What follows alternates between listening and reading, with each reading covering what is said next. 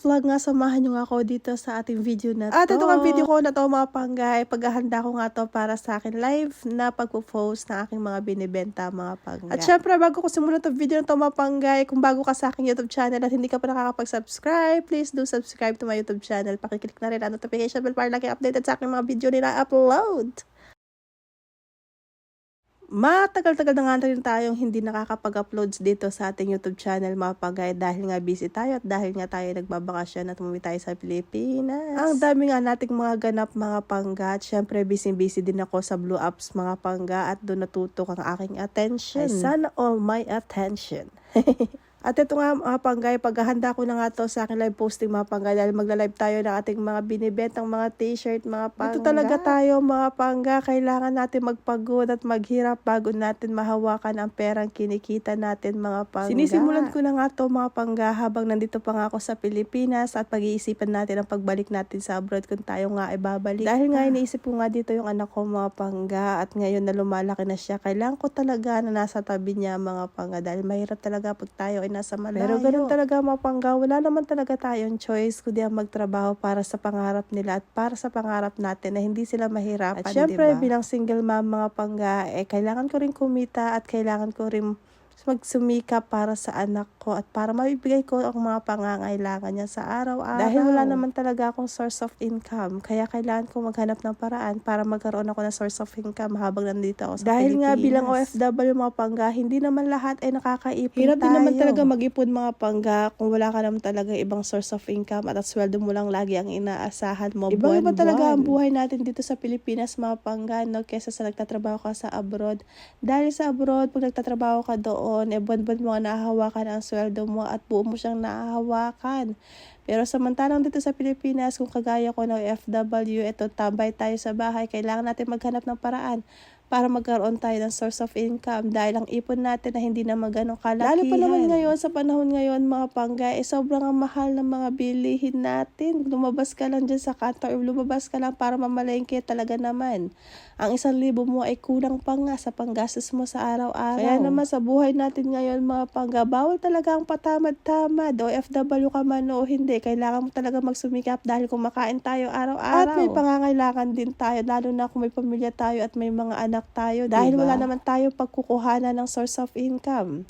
Maliban na lang kung may trabaho tayo talaga na may inaasahan tayong sahod. Pero kagaya ko na single mom mga pangga at kagaya ko na bakasyon muna at tambay sa bahay, kailangan ko talaga maghanap ng paraan para magkaroon tayo ng kahit papaano may source of income tayo na kinukuhanan ng panggastos natin sa araw-araw. Nakakapagod man mga pangga, nakakangalay, pero ginusto natin itong trabaho na at nag-enjoy naman nga talaga ako sa ginagawa ko na to mga pangga dahil ito talaga yung hilig ko at gusto ko lagi ako may ginagawa kahit nakakapagod man yan, pero okay lang at sulit naman mga pangga. Pinaka-importante talaga dito mga pangga ay gusto mo at masaya ka sa ginagawa mo. Pag live selling nga mga pangga ay talaga naman, hindi talaga ganun kadali. At kailangan mo nga talaga maglaan dito ng oras mga pangga para kumita dahil hindi naman ganun kadali pag nagbibenta ka through online. Minsan pa nga nabubogus pa nga tayo sa mga taong hindi alam ang pagod natin. Ang akala ng iba ay ganun lang kadali ang pagla-live selling natin, hindi nila alam yung pagod na ginagawa natin. Magmamind sila tapos di naman nila kukunin. Nakshuta talaga. Nakakagigil yung mga taong ganun, di ba mga pangga? Hindi ko alam kung ako lang yung magigil sa mga taong ganon sa kagaya ko ng live selling. Siyempre naglalaan ka ng oras dito mga pangga para makabenta ka, pero may mga tao talaga hindi maunawaan ang pagod natin, pero ganun pa man mga pangga, ganun talaga ang pagbibusiness natin. Kailangan talaga ng sipag at tiyaga at mahabang pasensya, diba? Para magkaroon at magkabenta tayo. Ganito naman talaga mga pangga, diba? Kahit saan tayo magpunta at kahit ano man ang trabaho natin, ang pasensya talaga ang kailangan natin i-develop sa sarili natin. Dahil kung wala kang mahabang pasensya mga pangga, wala talaga mangyayari sa iyo. Kaya yan talaga ang unang-unang pag-aaralan mo kahit saan ka man mapunta, kahit ano man ang ginagawa mo at sino man ang makasama mo mga pangga. Pasensya talaga ang unang-unang pag-aaralan mo at ang unang-unang i-develop mo para sa sarili mo dahil marami kang mga tao na mai-encounter talaga. Dito talaga sa pagla-live selling mga pangga talaga naman, kailangan mo talaga na mahabang pasensya.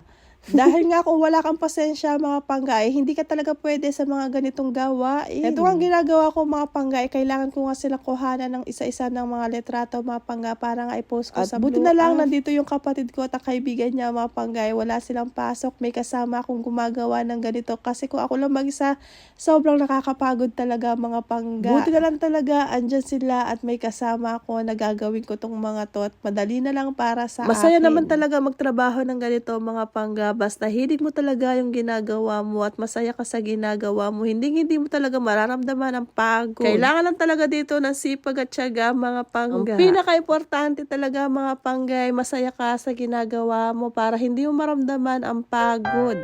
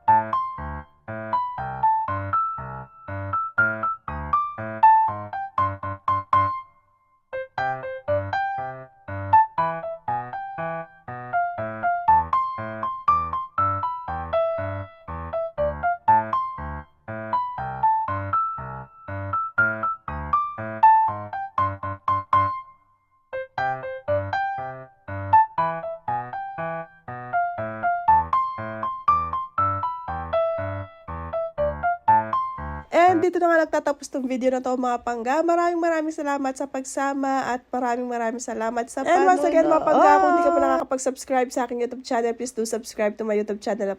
At pakiclick mo na rin ang notification bell para lagi kayong updated sa aking mga video na upload. Bye!